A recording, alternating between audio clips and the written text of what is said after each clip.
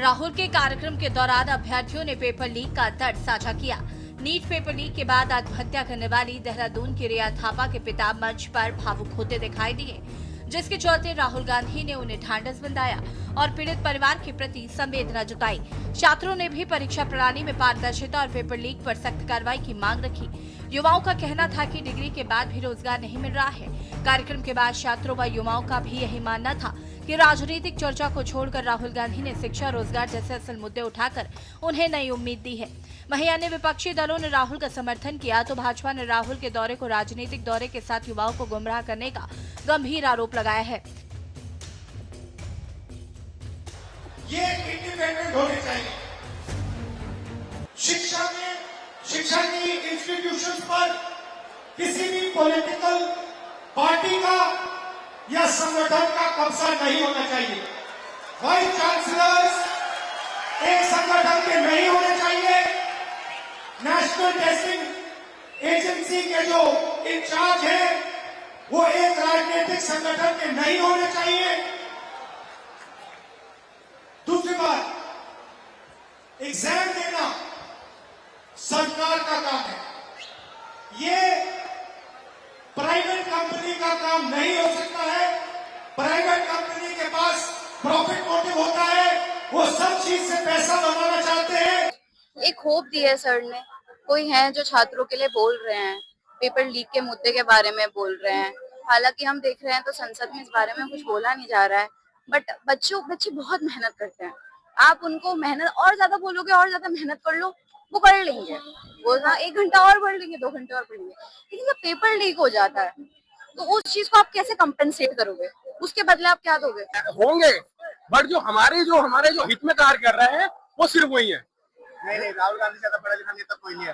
राहुल गांधी सबसे ज्यादा पढ़े लिखे, उन्होंने ऑक्सफोर्ड में जाके पढ़ाई करी है। ऐसा कोई नेता नहीं जिसने पढ़ाई करी हो करके। तो हम इस मामले में मानते हैं कि राहुल गांधी सबसे ज्यादा पढ़े लिखे, सबसे ज्यादा नॉलेज उनके पास है और सही कदम उठाए सही टाइम पे। हाँ, ये है।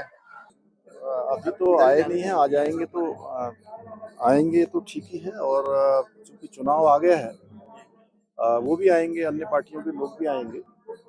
ये चुनाव का समय है, चुनाव के लिए आ रहे हैं। पहले कभी आए होते, कोई लगाव होता, यहाँ के सैनिकों से लगाव होता, यहाँ के बहन बेटियों के साथ लगाव होता। अनेक मुद्दे आए हैं जो हमारे राज्य से अनेक लोगों ने अपनी शहादत दी है। ऐसे मौकों पर कभी उन्होंने यहाँ के लोगों के आंसुओं को पोंछने का काम नहीं किया, कभी सहारा नहीं दिया। अब चुनाव के समय में देखिए, सबसे पहले तो हमें कहते हैं कि एक राजनीति है और राजनीति में स्वतंत्र राजनीति होना चाहिए और ये प्रतिस्पर्धा नहीं होनी चाहिए, बल्कि एक जनता के सामने ये होना चाहिए कि कौन अच्छा काम करता है, ये साबित होने की राजनीति होनी चाहिए थी। और इसी परिप्रेक्ष्य में राहुल गांधी उत्तराखंड में आते हैं और छात्रों की एक गुट के साथ कोई कार्यक्रम करते हैं, तो निस्संदेह उत्तराखंड क्रांति दल भी इसको सही मानता है कि उनका एक अपना विचार है और वो छात्रों से मिल रहे हैं। देखिए, आज उत्तराखंड में जो हमारे युवा मुख्यमंत्री हैं आदरणीय पुष्कर सिंह धामी जी, उन्होंने युवाओं के हित के लिए अनेक योजनाएं बनाई हैं और जहां कहीं युवाओं को संशय हुआ है वहीं स्वयं वो वहां पर जाकर के उनकी समस्याओं का निस्तारण करने का प्रयास भी उन्होंने किया है।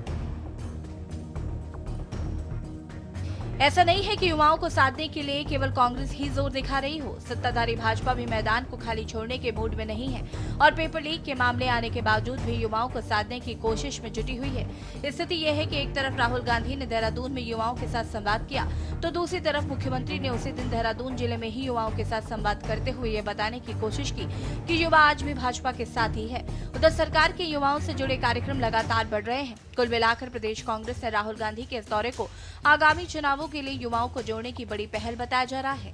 तो वहीं भाजपा का मानना है कि उत्तराखंड का युवा मुख्यमंत्री पुष्कर सिंह धामी के साथ है और ये भाजपा सरकार ही है जो युवाओं के हित में लगातार योजनाएं चला रही है, जिसके चलते आरोप प्रत्यारोप भी होते दिखाई दे रहे हैं। Uttarakhand desk report.